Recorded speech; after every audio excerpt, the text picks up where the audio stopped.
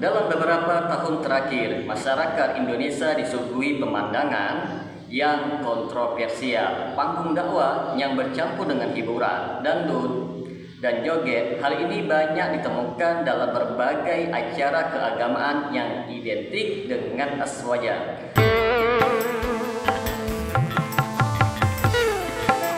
Atau yang kita kenal dengan Ahlussunnah wal Jamaah tradisional di Indonesia, terutama yang berafiliasi dengan organisasi lambang hijau. Pertanyaannya di sini teman-teman sekalian, mengapa fenomena ini bisa terjadi? Apakah ada akar ideologis atau budaya dalam aswaja yang membenarkannya? Ataukah ini hanya penyimpangan atas nama tradisi?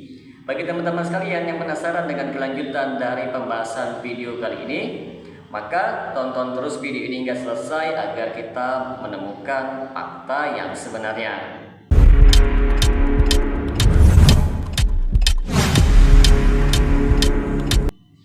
Assalamualaikum warahmatullahi wabarakatuh. Jumpa lagi dengan saya Rio Miyadi di channel Manhaj Dakwah. Pada episode kali ini kita akan membahas tentang mengapa dakwah aswaja dicampur dengan dangdut.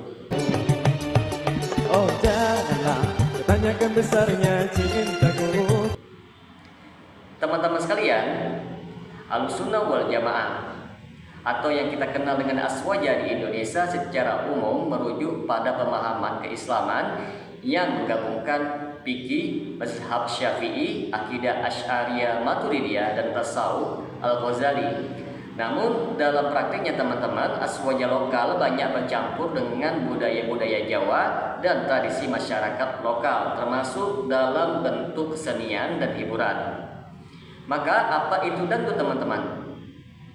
Dangdut adalah genre musik populer di Indonesia yang berasal dari campuran musik Melayu, India, Arab, dan Barat. Musik ini identik dengan irama gendang, goyangan tubuh, dan sering menampilkan penyanyi wanita dengan pakaian yang mencolok serta lirik bernuansa asmara.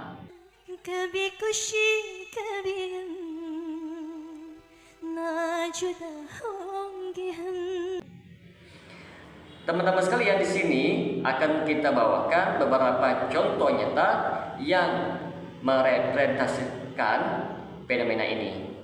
Acara maulid atau haul wali di desa-desanya menampilkan ceramah diiringi organ tunggal dan joget.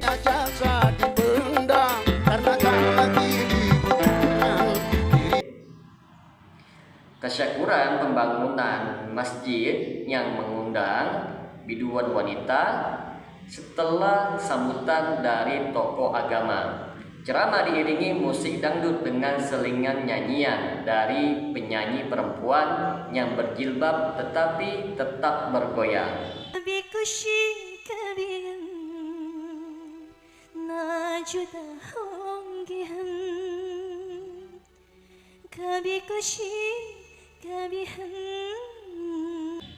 Ini bukan sekedar insiden lokal teman-teman, tetapi mencerminkan pola yang sistematis bahkan dinormalisasi.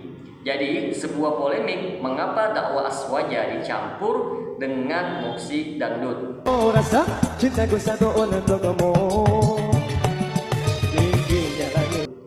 Di sini akan kita bahas penyebabnya. Yang pertama, dari budaya dan tradisi lokal. Aswaja versi tradisional di Indonesia dikenal akomodatif terhadap budaya lokal. Bagi sebagian kalangan aswaja tradisional, pendekatan dakwah inklusif harus merangkul masyarakat awam dengan cara yang mereka sukai. Maka dakwah yang dibumbui dengan dangdut dianggap sebagai bentuk wasilah atau sarana untuk menarik massa.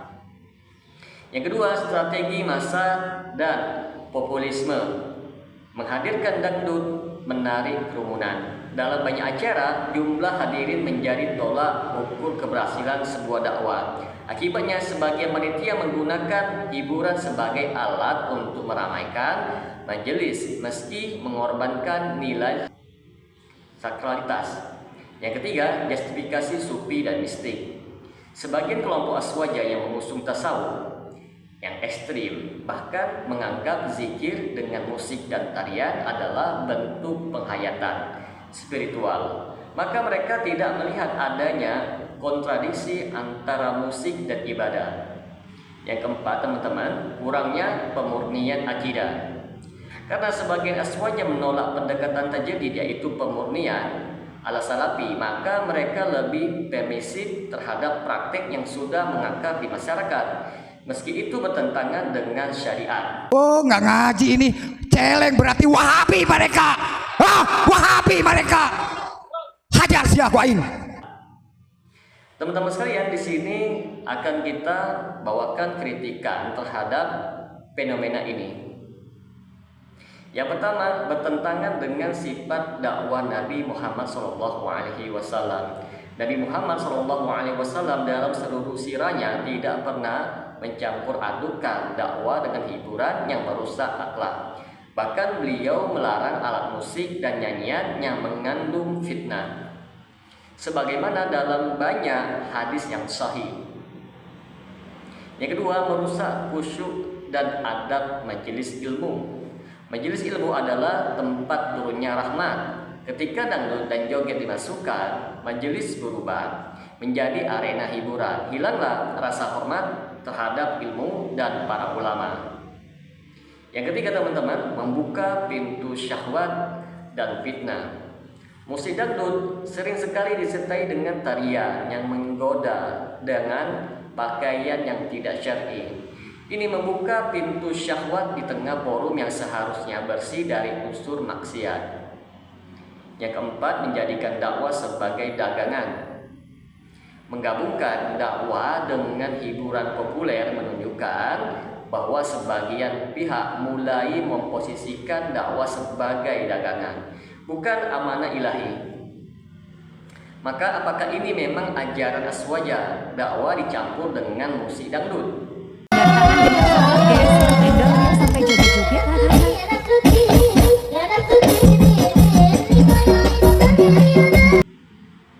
Sebagian tokoh aswaja membela fenomena ini dengan menyatakan bahwa Islam tidak anti dengan hiburan, namun harus dibedakan antara hiburan yang halal dengan hiburan yang haram. Sayangnya, teman-teman kita dari aswaja dan praktek batas ini dilanggar demi popularitas. Sebagian menyatakan bahwa metode ini adalah warisan Wali Songo yang berdakwah lewat gamelan dan wayang. Namun perlu digarisbawahi, Wali Songo berdakwah melalui budaya, bukan mengikuti budaya yang telah rusak. Teman-teman, apa dampak buruk fenomena dakwah dangdut bagi masyarakat? Menurunkan wibawa dakwah dan ulama, mengkaburkan batas antara halal dan haram, menumbuhkan generasi muda yang menganggap agama itu hanyalah sebuah hiburan, membuat masyarakat alergi terhadap dakwah yang murni dan yang serius. Terus apa solusi dari permasalahan ini? Yang pertama, kembali kepada dakwah yang murni. Kembalilah pada dakwah tauhid yang murni yang menjadikan Al-Quran dan As-Sunnah sebagai pedoman utama, bukan selera massa. Yang kedua, edukasi kepada umat tentang adab majelis ilmu. Masyarakat perlu diedukasi bahwa majelis ilmu bukanlah tempat hiburan, tetapi tempat menimba hidayah. Yang ketiga, peran tokoh dan ulama dalam menjaga kemurnian dakwah. Ulama sejati harus berani menegur fenomena ini, bukan malah ikut tampil dalam acara yang dipenuhi joget dan dangdut.